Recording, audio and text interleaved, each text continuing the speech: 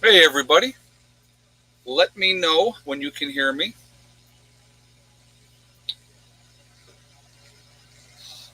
And we will get started. Let me know when you guys can hear me okay. Hear you? Okay, perfect. How's everybody doing tonight? I hope everybody's doing well. We are going to be talking about what are your chances of survival in an SHTF event. Okay, so that's going to be our topic. But before we get into that, I want to talk about real quickly if we have any interruptions with the stream, that I will get right back on as soon as I possibly can. So just be patient and I'll get back on. You may not get a notification, so you may just have to come back to the channel and look and see if I'm on again. And so if we have any problems, that's what we're going to do. Okay. I also want to remind everybody that this is a very family-friendly oriented channel. And so please be kind to each other in the chat. No nastiness, no racism, nothing like that. If you don't adhere to those rules, those awesome moderators that you see lit up in blue are going to boot you out of here because we're not going to tolerate that, okay? So just so you know ahead of time. And so there we are. All right, so got my coffee mug, tea, but I got my tea. And I got my cool mug that Mountain Girl sent me last year. I got that, so love that mug. I think it's like the coolest thing. I will drink in this in the halls of Valhalla one day.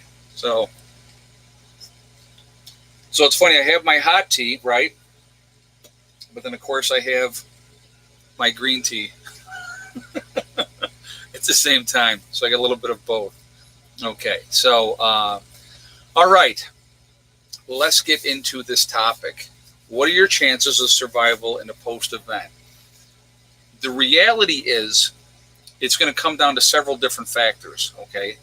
But if you have done nothing, so we're gonna kind of go over a few different things. If you have done nothing to prepare, your chances of survival are not great. Not great at all. Unless you, come on. Really? We back on, guys? Can you guys hear me? Buffering.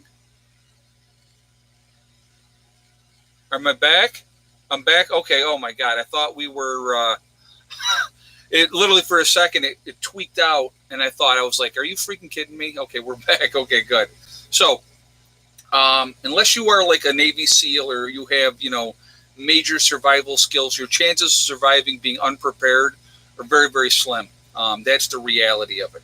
Depending on where you are in the country and all those type of things as well are going to obviously play a factor into your chances of survival. So there's a lot of things that are going to go into your chances of survival. One of them, to be honest with you, is going to be blind luck. And what do I mean by blind luck? So let's say, okay, we'll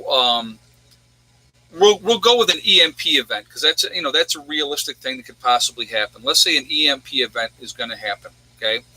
And you just happen to be on a highway and you're driving and you're traveling, like you live in the city, but you're traveling, maybe you were headed on vacation, whatever the case may be, and you happen to, the EMP hits and boom, like that, you're out in the country someplace.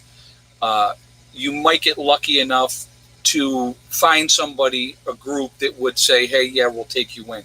That's a real possibility. That's called blind luck. That's just, finding, like they said, even a blind squirrel finds a nut, okay? Just pure unadulterated luck, and that's how that could happen. Now, factors that are going to come into it. Now, I'm on the East Coast. Like an example, Marketable News, Adam, he's on the West Coast. And again, I want to give him a shout out real quick. He's a great channel to be subscribed to.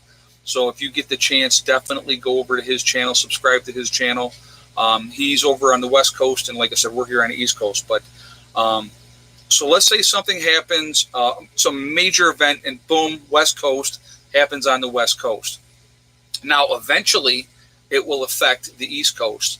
But any kind of major event that would happen out there would take a while before it would trickle this way and affect us here on the East Coast. Okay, so, but again, everything really, I just was kicked off the internet, LOL, and Ned didn't come back either, LOL.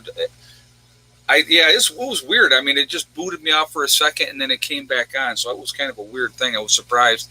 I thought we were done, So, all right. So, but anyway, yeah, no jinxing you guys on the West Coast. Yeah. But you don't know what's going to happen. There's so many different possibilities that could happen. So again, that's kind of plays into luck. Depending on where the event happens, is how much it would affect you right away, and it could trickle down later and affect you later. So, an event that would affect everybody eventually. Let's talk about an event that would affect everybody eventually. A Yellowstone event. One of the super volcanoes would go off. Immediately it's going to affect that immediate vicinity. And even though for me, Yellowstone is over 1,200 miles away, we'd probably literally still get some ash here. We wouldn't get as much, but we would still get ash here. But the real effect of a Yellowstone event would be all that stuff going into the upper atmosphere, blocking out the sunlight. Within about 6 weeks, you would start seeing vegetation die all over the world, not just in the United States, but all over the world. And then it wouldn't be much longer after that it would affect, everything else with that.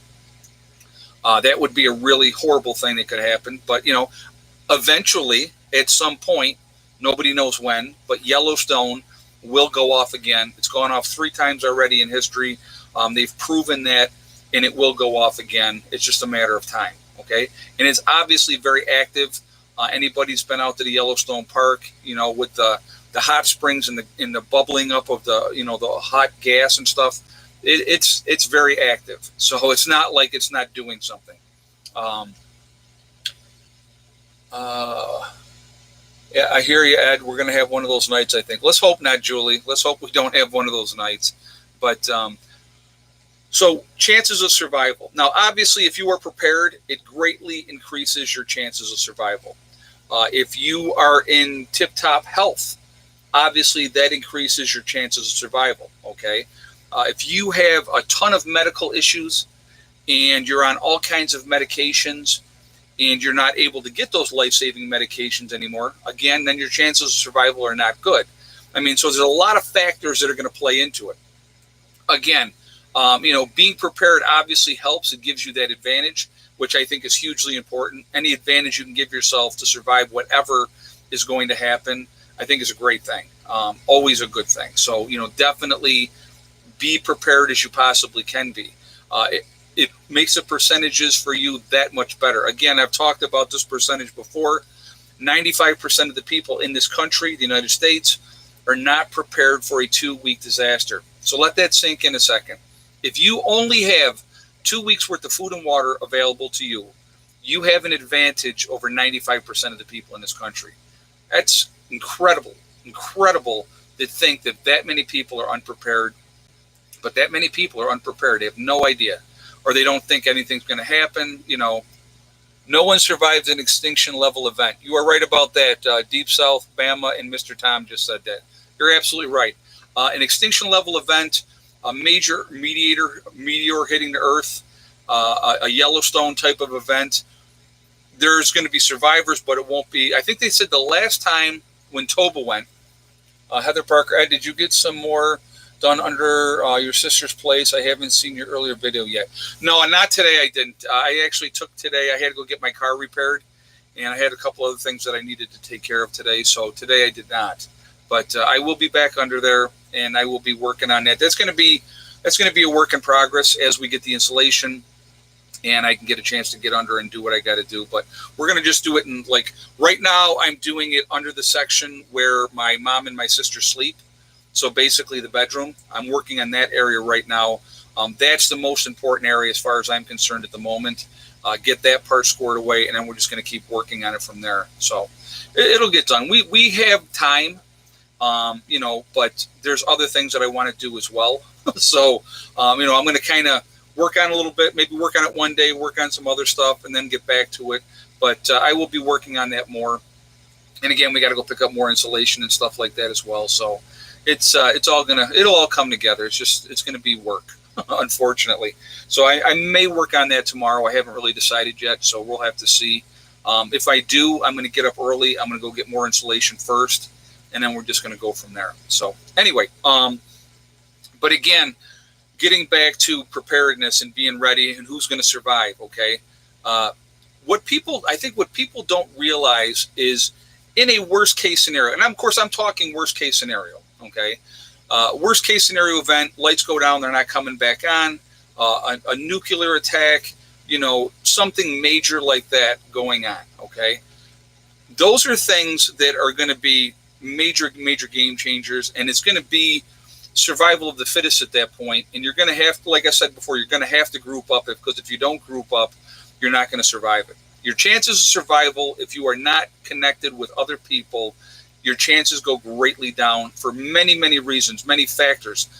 Number one factor, you cannot stay up 24 hours a day and do everything that has to be done and stay sharp and be ready if there is an attack on you or your homestead or wherever you're at. You can't do it by yourself, okay? That's number one. Number two, sickness. We're all going to get sick at some point, okay? Mechanical injury, you twist an ankle, you wrench a knee, you break a leg, you break an arm. Those are game changers. And if you are by yourself, you're screwed, okay, in that type of situation. Let's say you fall and you hurt yourself. If there's not anybody even around to help you in that situation, you could bleed out right there on the spot, and that's a reality that can happen. There's going to be a lot of people are going to die from stupidity, to be honest with you, making stupid mistakes, taking stupid chances. You have to be ultra vigilant, very, very careful in a post-event, because there is no running to the doctor, and those type of things anymore. That's not going to be happening anymore. Guys, I see we're up to 774 in the chat, and we're at 250 on the thumbs up. If you have not shot a thumbs up yet, I would ask that you would do that, please. And thank you very much ahead of time for doing that. I appreciate it. It really does help. Also with the algorithms with the channel. So the more interaction we have, the better it is for the channel. And again, I do like to see a lot of thumbs up. So that's the other reason why I asked. So thank you for that as well. Also, if you are not subscribed to the channel, I would ask that you make sure you subscribe. Make sure you hit the bell icon to get all notifications as well. Really quickly, guys, I had somebody email me today, and this is kind of the way I'm going to do this from now on. I just want to put it out there, and I'm not trying to be a jerk saying this, so I'm going to just kind of put it out there. I had somebody contacted by me email and asked me, he said a lot of his people that watch his channel said, go to Prepper Nurse 1 and ask him to give you a shout out.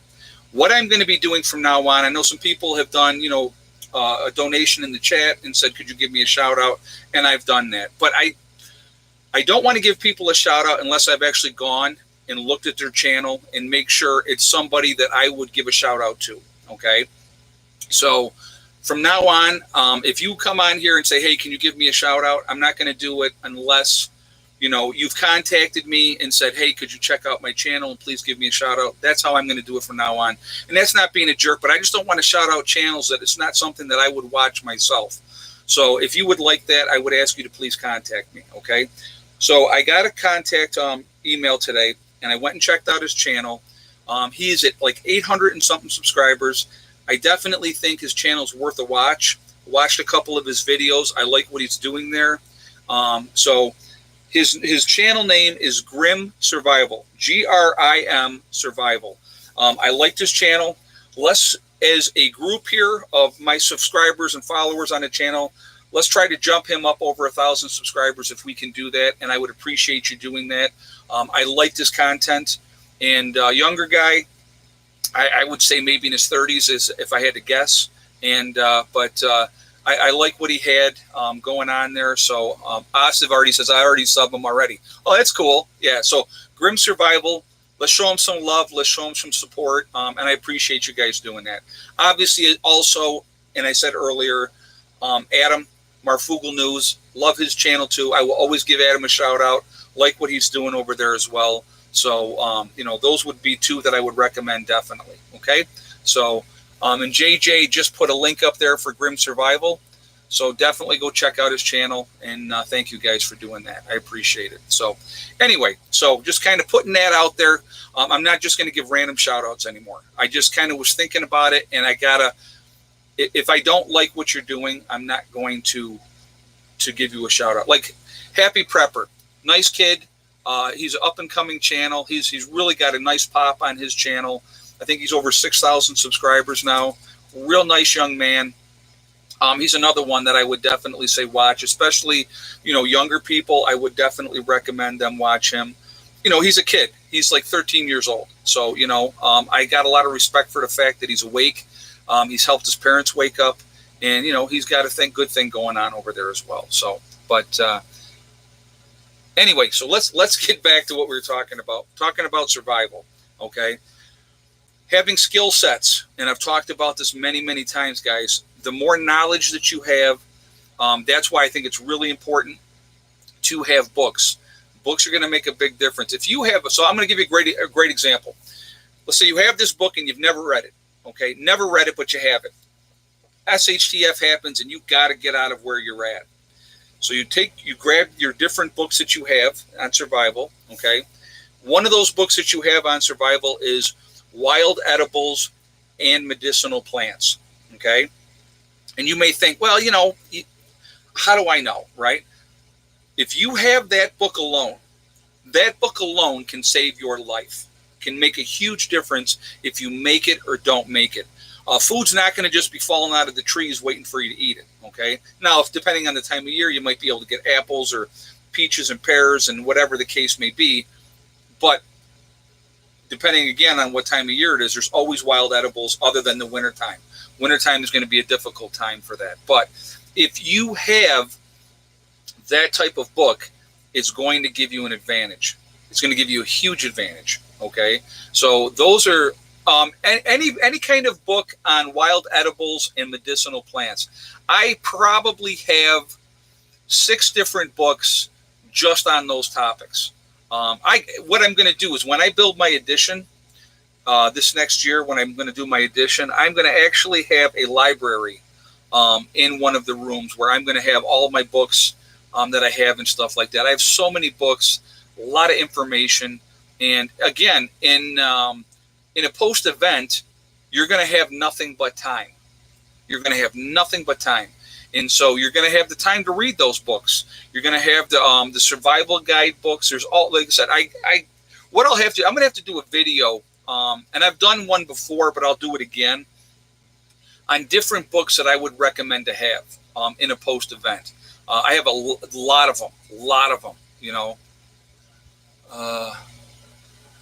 download plant ID now, huh? Again, any information that you can get, guys, any information that you can get that's going to help save your life, if you can download it and put it in paper, or you can buy the book, and because, and again, in a post-event, all that information you're not going to be able to go on the internet. You're not going to be able to get on there to figure out what's what, where it's at anymore. If you don't have it in black and white or in hardcover, it's not going to be available. So now here, I learned best hands-on, and you know what? We Are Change MD just said that, and I agree with you 100%. I am the best at hands-on. Show me what to do, show me how to do it, and then it's there, and I'll go ahead and do it. I've done that a lot with Greg. He'll set me to a task when we're doing a project, and he'll say, you do this, and he'll say, yeah, do it this way, and I go, okay. And that's for me, that's the best way to learn. Get my hands dirty. When I was in nursing school, and they would always say, who wants to try this? And I'd be like, yeah, I'll do it, because I have no problem. I want to do it. I want to get in there, get my hands dirty, see what it's like, know what I got to do. That's always the way I've been. And the more you learn, the more knowledge that you have, and again, practical practice. I've talked about that a lot. That hands-on, learning what works, what doesn't work, it's a huge, huge thing, and it's a huge advantage for you. You make yourself more marketable in a post-event. You come up to a compound, let's say, get a good example. There's a town, and the town is walled off, and they're not letting anybody in, okay? And you have certain skills that you say, well, listen, I have these skills or that skill or whatever. And they may say, okay, well, come on in, prove to me that you have that skill. Show me what you can do. You do it. You may get yourself a place in that town just because of those skill sets. And it's as simple as that, realistically. Anything that you can do to make yourself more marketable in a post-event increases your chance of survival. Now, let's say, you're in a small group and you're wandering and you're not running into anybody. Again, the more skills you have, it puts you in a better position because you can look out for the different dangers. know what to watch for. We need this, we need that. There's always stuff laying around, always stuff all over. There's garbage everywhere. In a post-event, it's not going to be garbage anymore. It's going to be a lot of useful stuff. I don't know if you guys have ever watched. I've watched a lot of these, and I watch them because I think they're fascinating.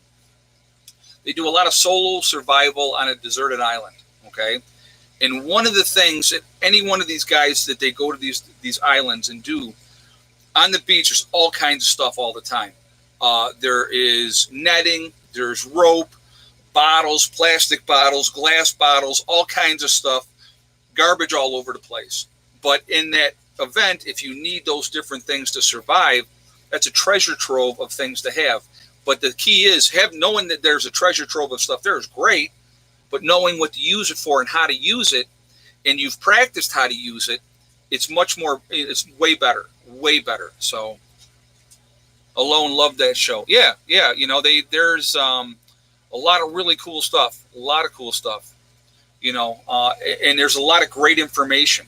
I mean, you can pick up so much information. Like I was watching one of those shows where they went out and the guy does 48 hours, 2 days, 3 days, whatever the case may be on an island.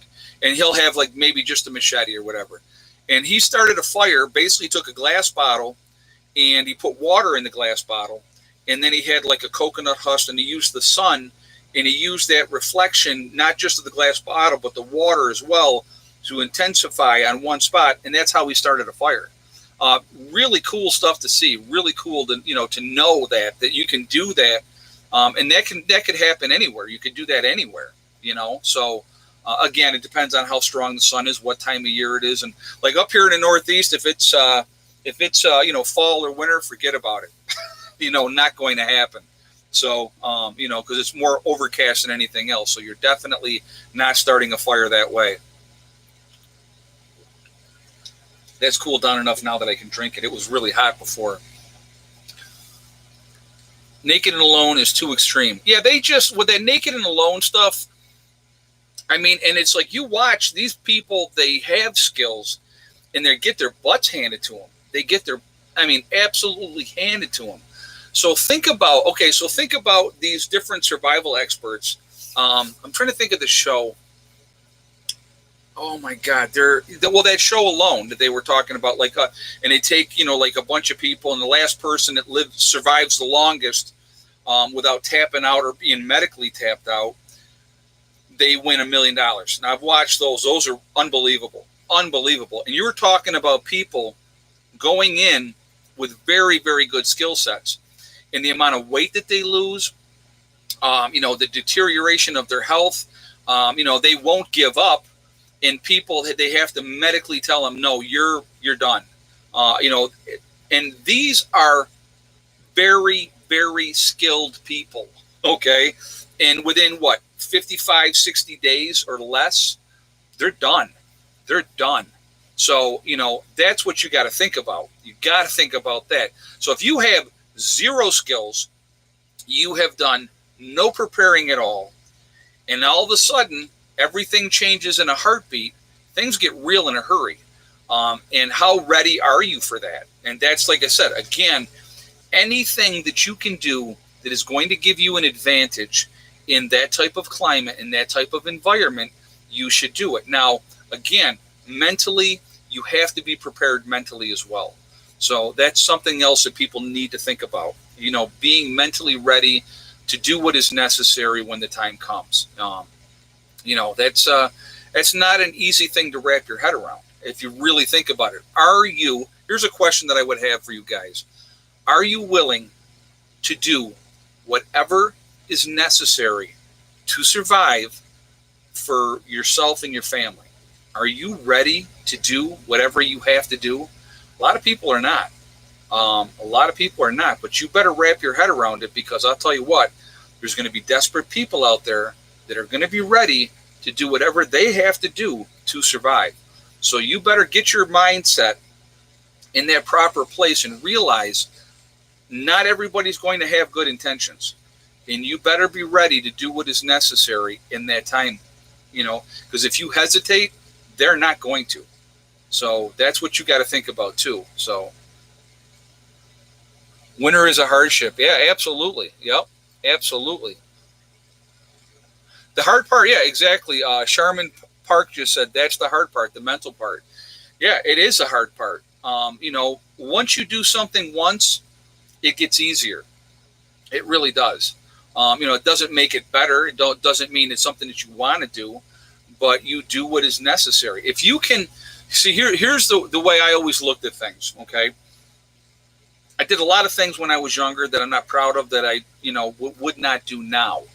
Okay, but at the time when I did them, and then afterwards I would dismiss it out of my mind because I did what was necessary. Okay, and as long as you're willing to do what's necessary, you can justify anything in your own mind. You can make it okay, and that's how you live with it. You make it okay. You did what you had to do. It's over. It's done. You put it behind you, and you forget about it. You let it go. A lot of people can't do that. They dwell on it. They think about it, and it eats them up. It eats them up. And I never had that issue. I never had that issue. It sounds terrible, but I just never did. I have my regrets. There's things that I did that I can't change, but I don't dwell on it. Again, I'm in a different place now. Wouldn't do those same things again now. But in a survival situation, worst case scenario, I would do that and worse, to be honest with you. And not blink an eye, not lose an ounce of sleep over it. If somebody was trying to hurt me or my group or my family, I will do whatever is necessary to keep them safe, to keep them alive, whatever it took. And that's just kind of where I'm at. I mean, it's, maybe that's a harsh way of looking at it, but that's the reality. And you all need to be getting yourselves in that mindset to do what you have to do. In a post-event, you will do what you need to do to survive. JJ just said that. Yeah, exactly. You will eat things that now you wouldn't even think about eating. I mean, you would turn your nose up at things now, and in a post-event, you'll go, yeah, I'll eat that, because that's the reality of it. That's how it is, unfortunately. I want to talk about my website real quick, guys. preparedness1.com. It's a great opportunity, great place to go to connect with like-minded people. We have the Prepper Nurse One community there, and so you can go there. It's a great place to connect with like-minded people. I know that when I got started into prepping, I got a lot of crap. People, you're crazy, you're nuts. But once I connected on the internet with like-minded people, you realize that you're a bigger part of a bigger family, and you're not crazy. That's why we set up the PN1 community. It's a resource for you guys to connect with people in your country or in your state. Totally free to join. It does not cost anything. You do have to register, but no credit card information is asked at all. So you can go there, you register, and then you can go and read the message boards, all that type of stuff if you're looking to connect with people, okay? Also on my website, preparedness1.com, we have the JDAGA, which is the CBD and hemp store. If you click on the link there and in the description below, you'll see it here. You can save yourself 15% on a purchase by using the discount code PrepperNurse1 when you're checking out. CBD products are a great thing to have. They're a great thing to have in a post-event because a lot of different uses for those, okay? So definitely take advantage of that and make sure you save yourself the 15% as well. Also, we have the Legacy freeze-dried food on my website as well. And, if you go onto my website, preparedness1.com, you click on store, it drops down, you'll see Legacy food. What is available right now is there. They're trying to get the one thing right now that they are behind on. And so these haven't been available. When I just did my recent sale, these were not available on the recent sale. And that was the breakfast, lunch, and dinner packages. For whatever reason, they still don't have those done yet. So those were not part of that sale. But anything else that is available is there. Definitely good to have for long-term food storage. 25-year shelf life, which is great. The largest portion size of any of the other freeze-dried food companies, which in my opinion makes a big difference. GMO free, and it's made in the United States. So just putting that out there, okay? So what do we got here? Maggots really aren't that bad when you fry them. I can't say I know. I don't want to know. Yes, bay leaves are great to use to keep weevils out. I use bay leaves in my beans, my rice, all that type of stuff when I'm dry packing that type of stuff up. Um, Ed, what do you suggest to improve one's mental toughness? Follower of JS. That's a good question. Good question. What I would suggest that people do is like little mental exercises. Um, Put yourself in scenarios and think, how would I react? Okay. And so, so everybody is seen on TV. Here's a good example. Put yourself in this position. You're in your car. You just happen to be in some city, someplace. Don't realize that there's protesters or rioters. You turn that corner and boom, you're right there. You're in the midst of them. They're banging on your windows. What are you going to do? Okay.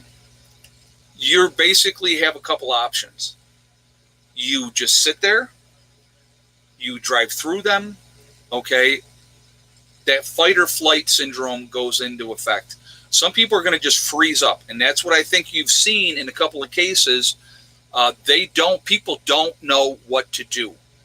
So they sit there. And what happens is they break the windows, they pull the person out of the car, they beat the crap out of them. I will not be a victim. I won't be a victim.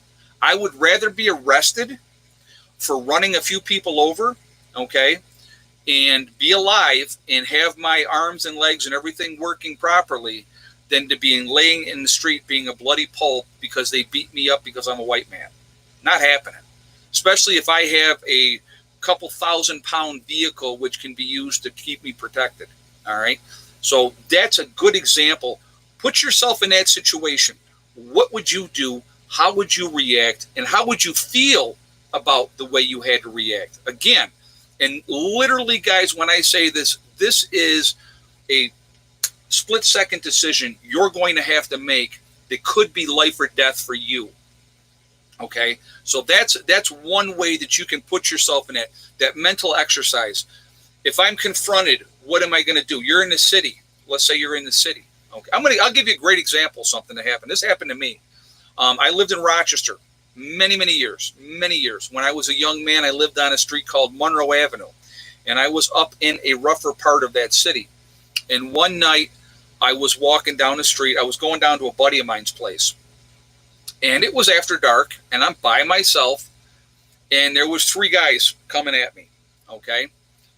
And I'm like, yeah, this is not good. This is not good. Not a good situation to be in. It's not a good feeling to have. But what I did, I made a split-second decision. I kept my head up. I kept my shoulders back. I walked right through the center of those guys, looked them in the eye, and went, hey, what's up? And they went, hey, man, what's going on? And they kept going, and I kept going. If I had shown weakness, if I had shown fear, they might have said, hey, well, here, we got somebody we can screw with, okay? You cannot show fear. You cannot show weakness because predators, true predators, can smell it, they can feel it, and they're going to take advantage of it. So you got to put yourself in a situation. What am I going to do? Confronted by this situation, that situation. That's one way you can kind of practice your mental toughness. So what happens then, okay, if you are ever in that situation, you already know what you're going to do because you've done that mental exercise in your head. You know how you're going to react. So you do what you have to do. Again, it's the same type of situation. If you're confronted in a situation and they have weapons and you have a weapon, how is it going to go down? Okay, it depends. If they show any kind of aggression, you need to react very swiftly and with deadly force. So again, we're talking worst case scenario post event. If they come up and they have weapons and you come out and you got your weapon and they're like, hey, whoa, they put their hands up, we don't want any problems, then you might want to listen to them, hear them out, okay? But if they're going and they start swinging those guns around at you, you better shoot them first. Again, you practice those things in your mind, you know how you're going to react, so when the time comes, you don't even think about it. It's muscle memory, you react, period, bam, just like that. So, yep, direct eye contact works wonders. Yes, it does. Yes, it does. Yep, you do it in the mind before you do it in the body. Absolutely. And so, again, those are exercises that you can practice in your mind. What am I going to do And you can do any scenario, any kind of thing that you can think of. How will I react? What will I do? If you get ambushed and you're sitting there and you're walking down the road and they come out with weapons, what are you going to do? How are you going to react? Those are things you need to think about. So again, do you drop, roll, fire, or do you put your hands up? Again, you have to make that split second decision and have it in your head already what you plan on doing. Dad taught me no one has the right to start it. Everybody has a responsibility to finish it. Well, Vicki, I'm going to tell you what. I'm going to take that one further. This is what I taught my children. And this is the way I've always reacted throughout life. Always. If I feel, listen to what I'm saying here, okay? If my gut tells me this person is going to hurt me, I'm going to hurt them first. I have never had a problem being the first one to throw the first punch, ever. Because usually if I throw the first punch, it's going to be followed up by several more, and that person's going to be overwhelmed, and the situation is going to be resolved very, very quickly. You don't wait for them to try to hurt you first. If your gut tells you this person is going to try to hurt me, you hurt them first. I always told my kids that, especially Heather. I said, always, if you feel, again, if you're in a situation and you're having a verbal spat and people are talking crap, man, let them talk their crap. But if your gut tells you this person is going to try to hurt me, hurt them first. Do it every time. And I'm sorry if you don't agree with that. That's your choice. You can do whatever you want. But I'm going to tell you what. I have gone with that philosophy, and it's worked for me every single time. I have been in those situations in my life where I had to act. And I didn't hesitate. I didn't think about it. I did what I had to do. And, my ultimate goal in any situation, I'm going to try to get out of that situation. If I can talk my way out of it, if I can back away, look like a wussy, I don't care, okay? I'm going to try to decelerate the situation. But if I know that that's not an option, I'm going to act. And I'm going to act hard, and I'm going to act fast, and I'm going to do what I have to do. Been there, done it, and I walked away. They didn't, they didn't, so, you do what you have to do. So, but, yeah, always be ready. Always be ready and watch, if there's more than one of them, watch where they're going, watch their positioning. My thing was always, I went for the biggest and the strongest. I went for the leader. I looked for who the mouthpiece was. And that's who I took out first. Because 9 times out of 10, if you cut the snake's head off, the rest of the body will die. And that's the reality of it. So whoever the bad A in their group is, that's who you go after. That's who you take out. You do what you got to do, And here's the other thing. I want people to realize something, okay? When it comes to a fight, and if you're in a situation where it could be life or death, okay, there are no rules. No rules. Hey, Kylene Grease. Past 5 p.m., it's heating up out on the streets now, staying in after 5. Yeah, I'm sorry that you got to deal with that. That's not good. That's not good at all. Thank you very much for the donation, and thank you for sharing that information. And again, so here's another thing with that. And I think this is important too. Don't put yourself in harm's way on purpose. So what do I mean by that? You try to avoid things if you can. In a post-event, guys, my game plan personally, lay low, keep a low profile, not bother nobody, try not to bother nobody, take care of the people that I care about. Hopefully everybody gets to me safely. If they don't, then there's nothing you can do about it. It sucks thinking about that I couldn't go out and try to save the day and protect my daughter and go get her and bring her home. Okay, I might not have a home to bring her back to if I leave. Okay, so those are things you got to think about. So, and again, what happens is if you leave, and then maybe she comes from a different direction, and now you're gone. Okay, if they know ahead of time, and that's another thing, having a game plan.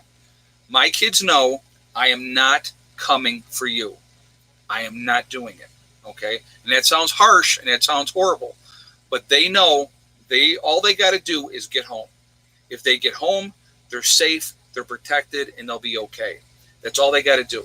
So, and I don't care if Heather brought 10 people with her. Like say if she was in with being in college, and something goes down, and there's a bunch of them, and they get together, and they get here. Guess what? They're all welcome. They bring my little girl home safe and sound. They're all welcome. Now there'll be rules that they got to understand, that they got to follow. They're going to have to fall in line. There's going to be work for everybody. But I'll tell you what, you give me 10, 18 to 20-year-olds, I could whip them into really, really good fighting unit in a heartbeat, and they're going to be able to have that physical exertion to be able to do things because they've got that youth. That's a great thing to have. So those are things you have to think about ahead of time. Always have a plan. You can't. Here's the best way to put this, and I'll just say, you can't run off half-cocked. Okay, you can't have that reactionary moment and I have to go and I have to go get them. You have to have that game plan. They need to know what they need to do. If you give them the tools to survive, they're going to be okay, and they're going to do what they got to do, and they're going to get home. Those are things, and those are conversations that you're going to need to have way ahead of time. If you haven't had those conversations with your family members already, you better get to it, okay? With everything that's going on, here's something that I want you guys to really think about, okay? The election's coming up, as we all know.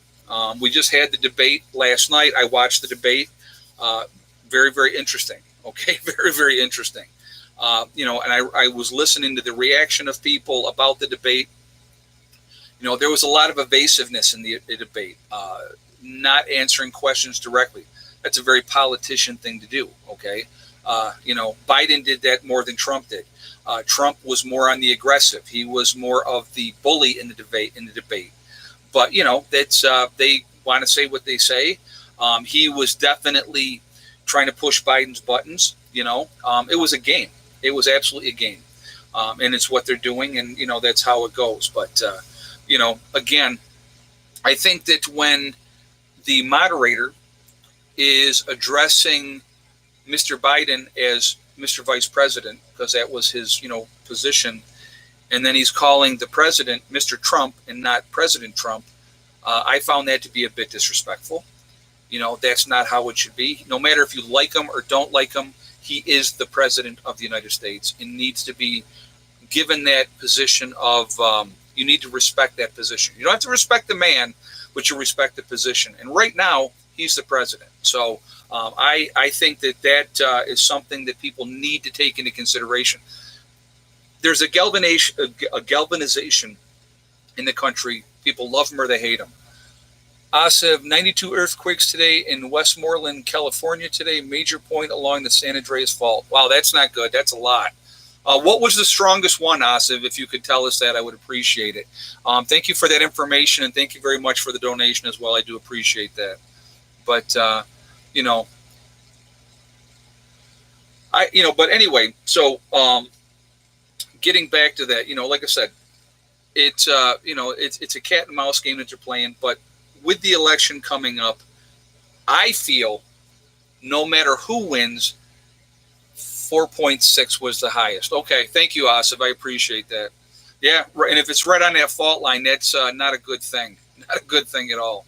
So, but anyway, I don't have the patience to watch the debates. You know what? 80K, who's the 80K man said that? Yeah, you know what? I did it strictly for the entertainment factor. I wanted to see who was going to say what and how it was going to go down. It was literally,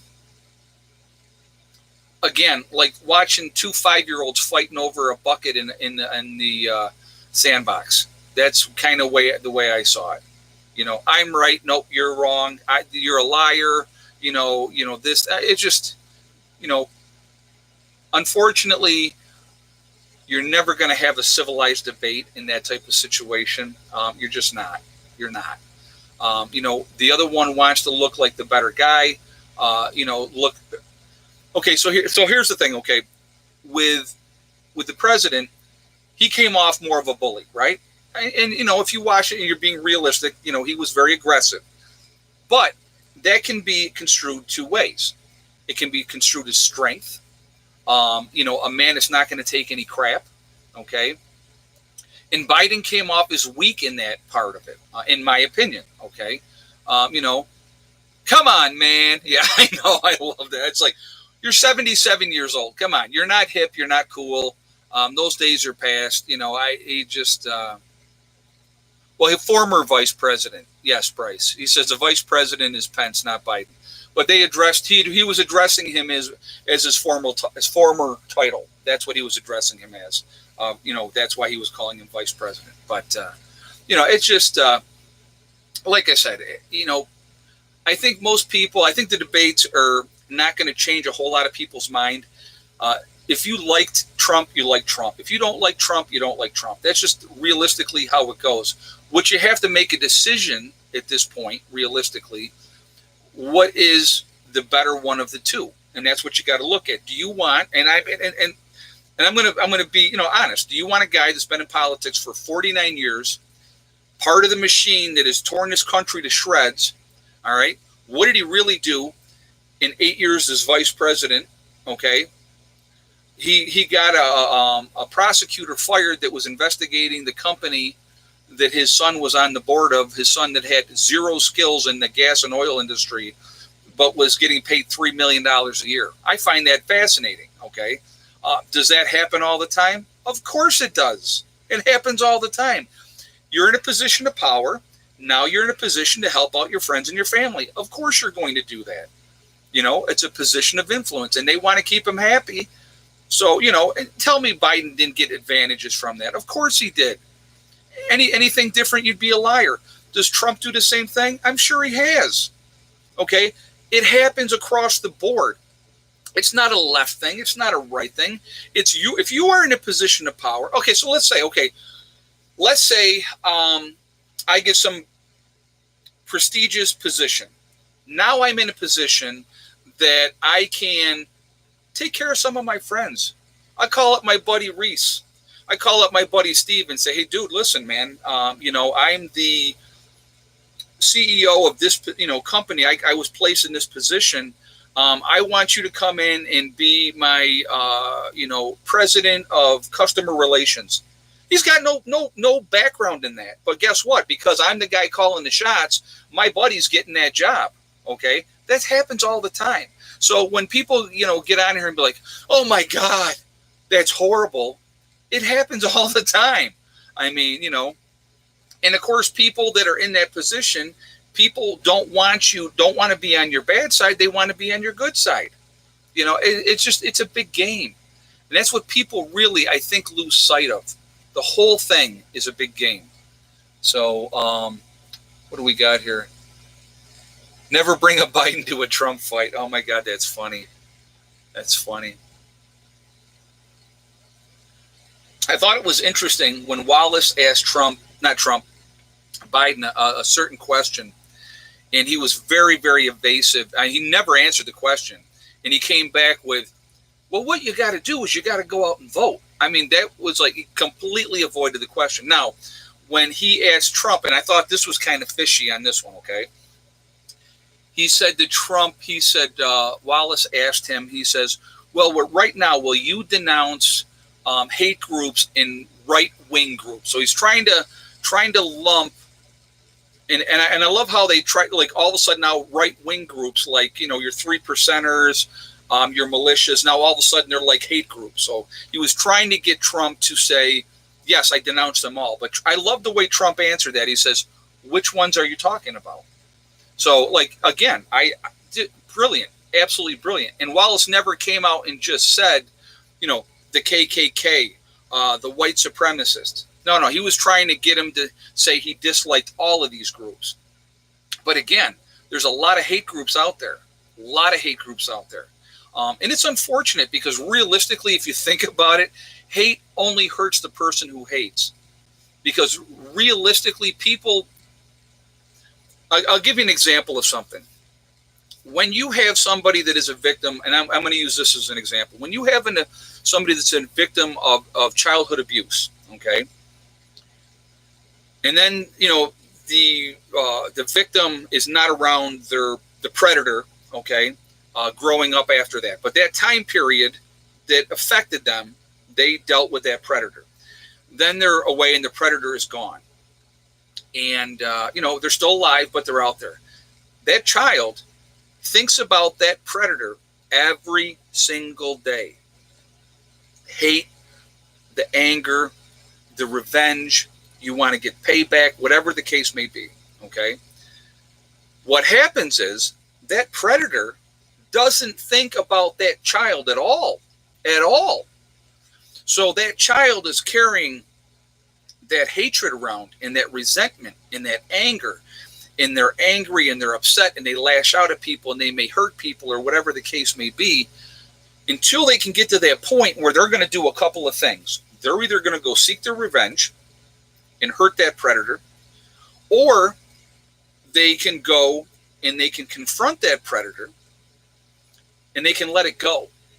And this is what the beauty of this is, okay? If I go, let's say I go and I hurt my abuser and I get caught, I'm going to go to jail, right?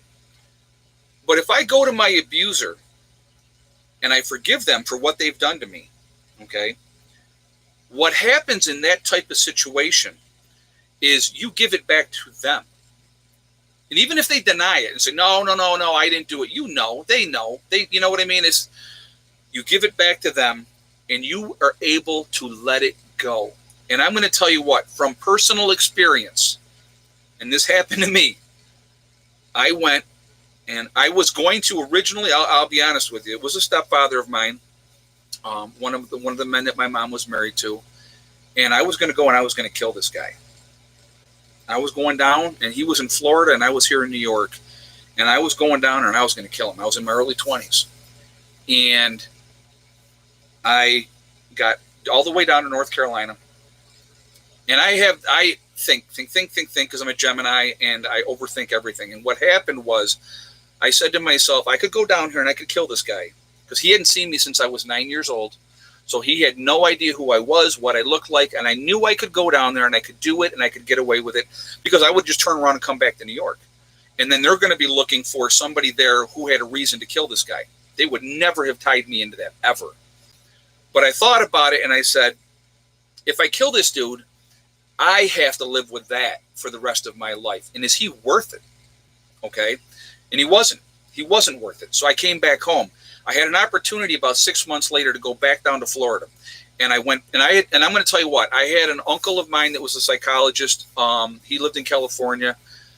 Fantastic. I love this guy. He was awesome. Him and I talked a lot, and he helped me process through a lot of things in my own mind. Okay. And I went down 6 months later, and I went to his house and I confronted him. And I gave it back to him. I gave him that pain and that hatred. And I forgave him for what he did. And when I drove away that day, and the only way that I can describe it, guys, and it was like somebody took a mountain that I had been carrying on my back all those years, from 9 to about 23, carrying around this mountain on my back all that time. And I gave it to him. And when I drove away, I never thought about him again. It was amazing. So that's the power of that power of forgiveness. Now, maybe your predator's dead or whatever the case may be. You can write a letter. You can go to the gravesite and talk to him. You got to let it go. That hatred and that hurt, it will eat you alive. I know. Trust me when I say I know. Okay? And so, that's... sharing probably way too much information with you guys, but it's just, I really wanted you to understand why. And it's so important. And I'm going to tell you what, from that point on in my life, from that point on at like 23, I have never hated anybody ever again, because it's a waste of time and energy. There's people I didn't care for. There's people I didn't want to be around. So if I didn't like somebody, I didn't go around them. I didn't hang out with them. I didn't spend time with them. Why? Why put yourself in a position to be around that negativity? So again, you let it go, and then you go on with your life. You have to, for your own well-being, So yeah. Wow, we're at 8:53 already. Oh my God. All right. So I'm sorry, guys. I got, a little sidetracked there. I'm going to ask again for another thumbs up really quickly. We're at 925 in the chat, and we're at 598 on the thumbs up. If you haven't shot a thumbs up yet, I would ask you to please do that to show support for the channel. And I appreciate you doing that. Also, it really does help with the algorithms as well. So the more interaction we have, the more positive interaction, it really does help boost the channel. So I would thank you for that as well. Again, and I like to see a lot of thumbs up, so I'm not going to lie, that's honest. Also, if you're not subscribed, I would ask you to subscribe to the channel. Make sure you hit that bell icon as well for all notifications. So let's do this really quickly, guys. Let's do the, always remember, control the things in your life that you can control. You will be much happier. 80K Man says that. You're exactly right. That's 100% right. You control what you can control. If you can forgive, you don't ever have to forget. But if you can forgive, forgiveness is the best. It really is, because, it wasn't like we hung out and had, tea or coffee or had a beer together after that. I never wanted to see him again. Okay. But you got to put it behind you. So anyway, let's do this. Let's do the egg count really quickly. So if everybody would like to put their guesses up there for the egg count today, and I will tell you who is correct.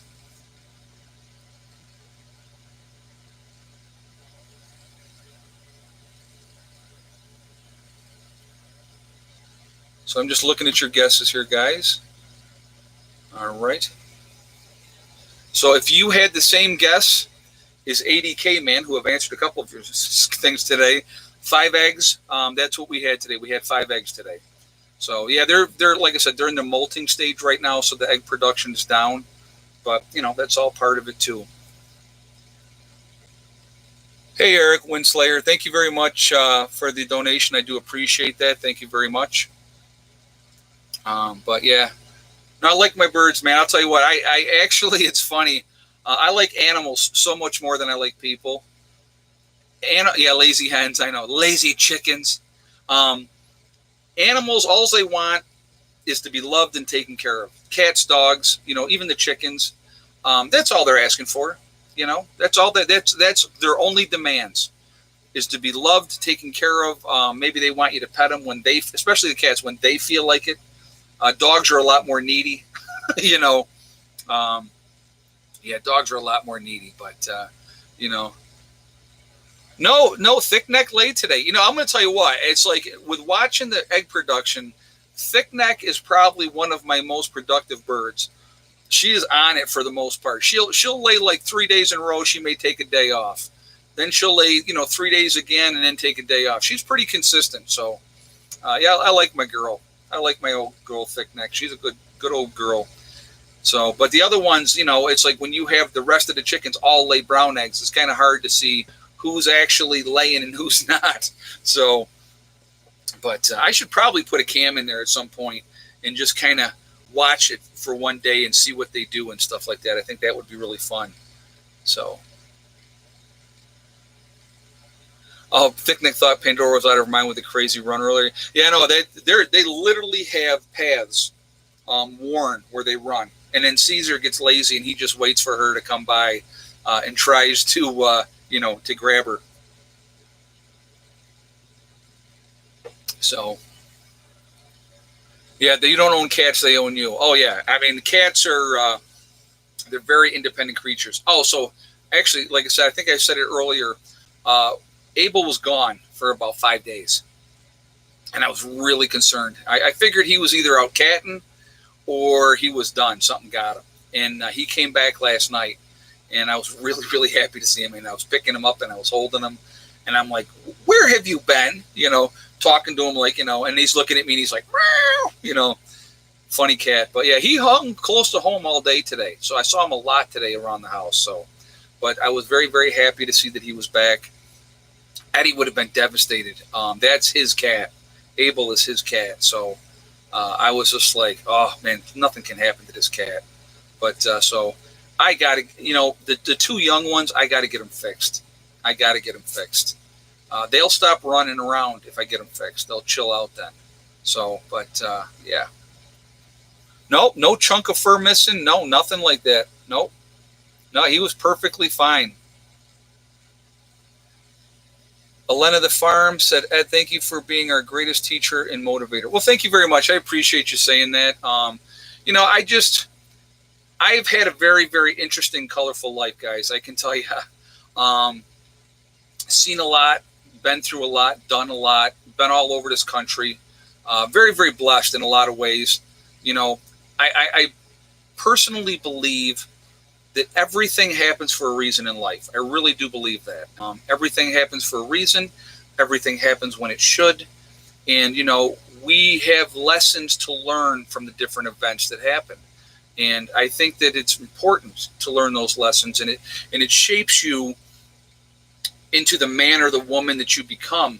And, if you surround yourself with the right people, I think that makes a big difference too. It really does. And, I have I have some wonderful people in my corner. I mean, like two of my closest friends, guys. I'm gonna tell you, Reese.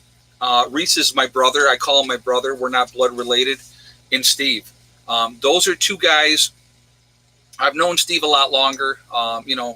Lot longer. I've known Steve over 20 years now, and we became friends instantly when we met each other. It was we just clicked right away. And then through the channel, I've met Reese through the channel. I've become good friends with Eric through the channel. Another great guy. I never would have met these people if it had not been for this channel. And I consider these are my friends. They may not live in the same state that I do, but if they needed my help for whatever, I'm there for them, and I'll help them any way that I possibly can. My one buddy Randy that was here in Rochester, he just retired. He just moved to Georgia. There's so many good people, and I've met so many just tremendous. There's too many to name. Just on here of all the great people that I've met, but I've met some wonderful people, just wonderful people. And, that's why I always say, like, we're a big family. We're a huge family. So, and actually we'll do this part now. We'll get this out of the way, right? We are Legion. We are many. We are all over the country. We're all over the world. We really are a family. If you think about it, like-minded people in the same mindset with the same goals and the same aspirations as far as moving forward. Where's everybody from tonight? We have London, east end of Long Island, Illinois, Cape Cod, Akron, Ohio, Kent in the UK, Marshall, Minnesota, Northeast Kingdom of Vermont. I like that. Great Smoky Mountains, Wisconsin. Let's see. We have Central Florida, East Central Illinois, Ontario, Canada, Southwest Ontario, Canada, Texas, Gavinsport, New York, BC, Canada, Oshawa, Ontario, Canada. A lot of Canada guys, a lot of guys up there, ladies and gentlemen from Canada. Newark, Ohio, Colorado, Nebraska, Harrisburg, Pennsylvania, Oklahoma, Wisconsin, Lakeville, Minnesota, Central Canada, Quebec, Canada again, Idaho, Brisbane, Australia, very nice. Lake Mead, Nevada, very cool. I've been there. Detroit, Palm Beach in Florida, Jacksonville, Florida, Northeast Ohio, South Carolina, Myrtle Beach. Love it down there. Been there many times. Bisbee City in the Philippines, very cool. Nowhere, Oklahoma. Still love that name. That's one of my favorites. New Hampshire, North Coast of California, Arkansas, Ohio, Texas, Alabama, Broome, North Carolina. We have Beech Grove, Indiana, Northwest Indiana, Elsmore, Kentucky, Central New York, Christmas Valley, Oregon, South Carolina, Venice, Florida, Missouri and the Ozarks, very nice, New Mexico, Buffalo, New York, let's see, Georgetown, South Carolina, Westmoreland, California, very nice, Central Pennsylvania, Michigan, Iowa, Buffalo again, San Andreas Fault sometimes. Yeah, right. Nova Scotia in Canada, very nice.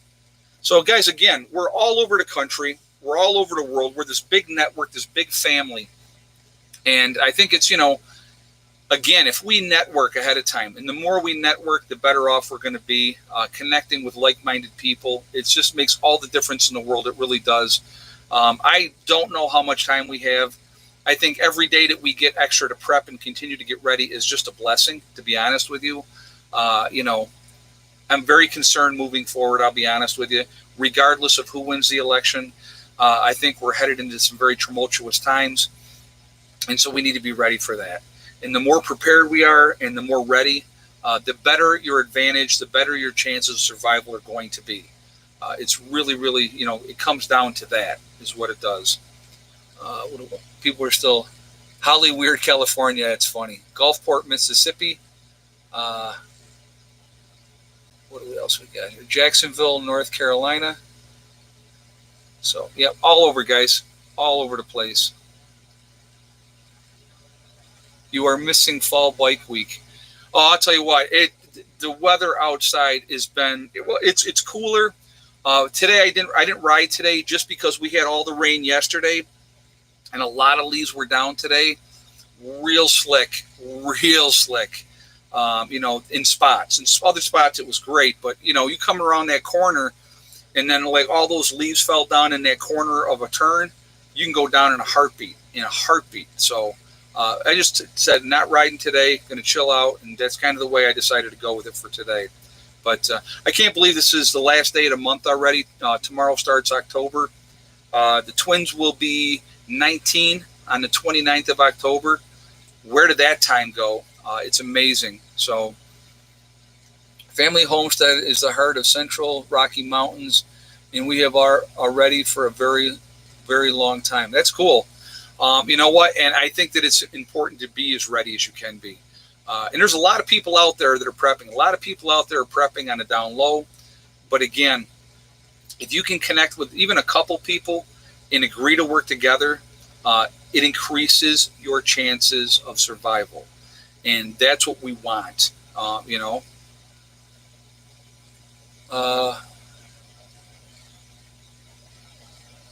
Biden said a derogatory Arabic word to Trump last night, too. I did not hear it. I didn't see that. I did not see that one. It's my daughter's birthday tomorrow, 22. Wow. Yeah, happy birthday to your daughter, North Shore Preparedness. 5 states have a no mask policy. Well, I saw that Florida took all restrictions off completely. I saw that, so that was pretty neat. Yeah, and they're talking about the numbers are jumping up again, and I don't know. It's crazy. It's crazy. So we'll see how it all goes. It'll be interesting. Ashala, that's what follower Jay said. What's that mean in Arabic? I have no idea what that means. If you know the definition, follower Jay, would you let me know? China stated that if any U.S. troops mobilized to Taiwan, they would declare war on the U.S. JJ, I saw that as well. That if any U.S. troops went to Taiwan, that they would consider that an act of war. Yep. Biden called Trump a clown. I saw that.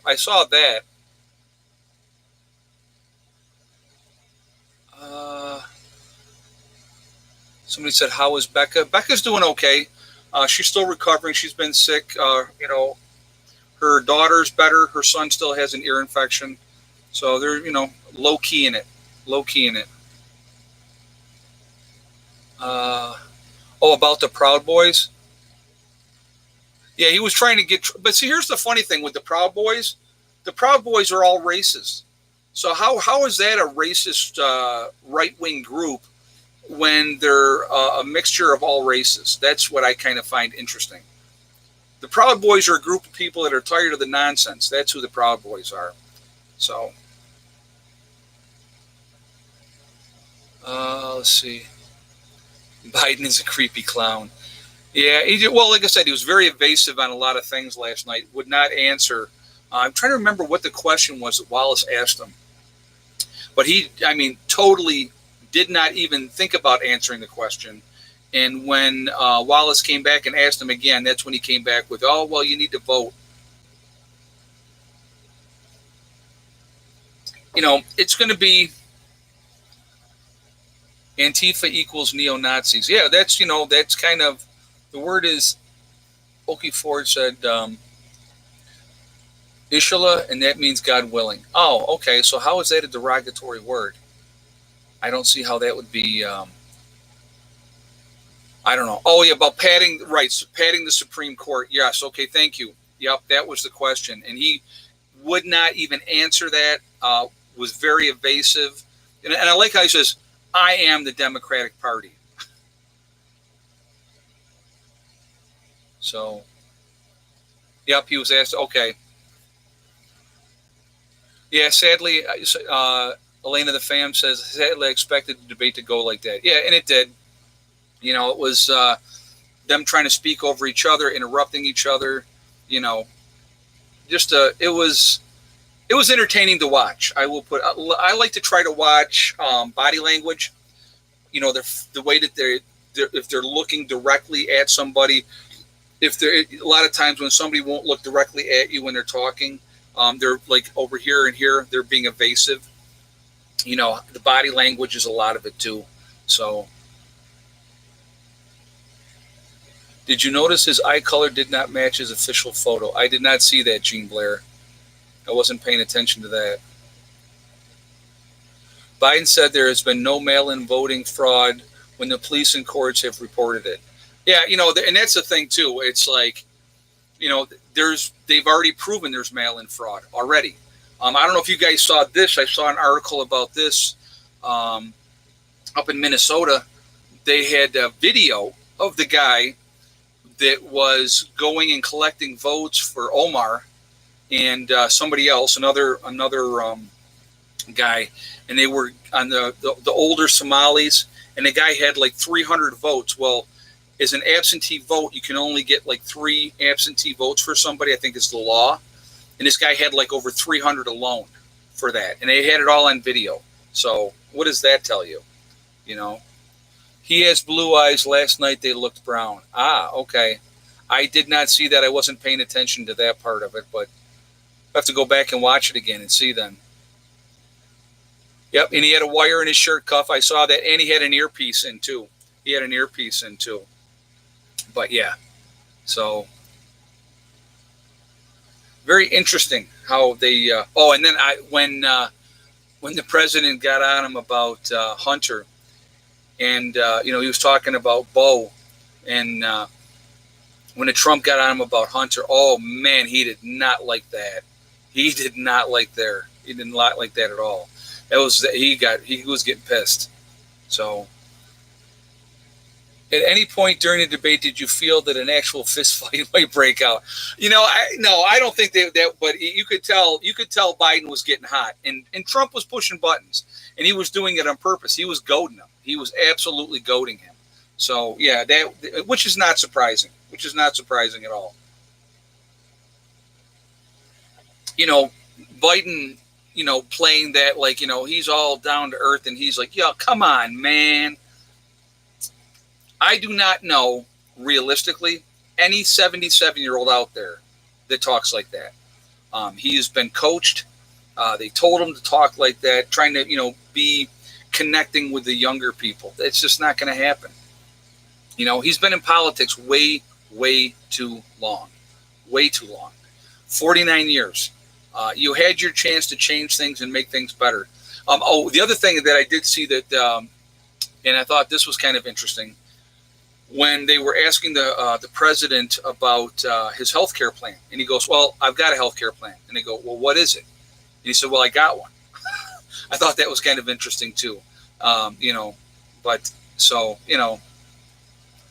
70s, it's too, what I'm saying is, Abby Johnson, it depends on what your cognitive level is at 77. What I'm saying is he's not in touch with a younger generation. He could not understand where, 18 and 19-year-olds are coming from, what their experiences in life are. That's what I mean by that. He's not, with that. And who knows what his mental capacity is at this point. You don't know. So you don't know if he's in decline or not, if he's got all his marbles rolling around. I mean, you got to think about that too. Don't forget to try to get the book Back to Eden. You won't regret it. Yep. So, yeah, here's the deal, folks. Yeah, he said that a lot of times too. That was funny. That was funny. Yeah, Trump was pushing him to crack. You're right, exactly. He was trying to get him to that breaking point. And I'll give Biden credit, and that for the most part he held up pretty well. But you could tell he got pissed a couple of times, and and that's what that's what Trump was trying to do. So, but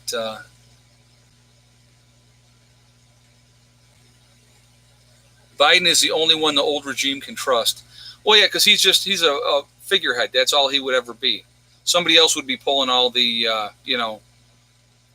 that's the only thing that they can pull his strings. He'll do what he's told, and that's how that goes. He wouldn't be the one saying how things are going to be. Harrison Pence next week. That one I think is going to probably be more interesting. I think that would be much more interesting. My pediatric patients keep me young. Asif just said that. Oh, I'm sure. Yeah, dealing with the younger kids all the time. I'm sure that's very that's interesting. Everybody type kittens. I got cats. I got 3 cats in here. They're all sleeping. I'm not bothering them tonight, guys. So Biden hasn't had to deal in 47 years. Yeah, he's been in politics all that time. And what has he accomplished realistically? Not a whole lot. Not a whole lot. Nope, no kitties are waking up. I'm leaving them alone tonight, guys. Sorry. Biden would like to touch the younger generation. Oh my God. Yeah, if you've seen those videos, are very disturbing. Very, very disturbing. Trump's separated Biden from the far left. Yeah, and that was the thing too. And I like the way he did that by, you won't say, denouncing them. He goes, because that's your base. And I thought that was brilliant. So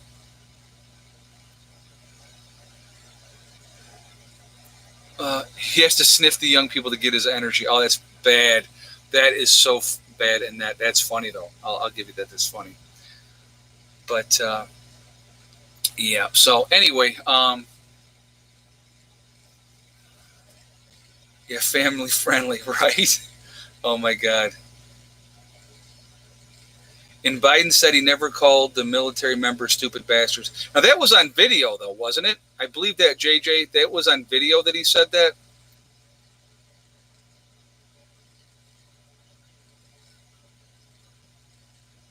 Or the law enforcement, right? Yep. So yeah, it was okay. Yep. Okay.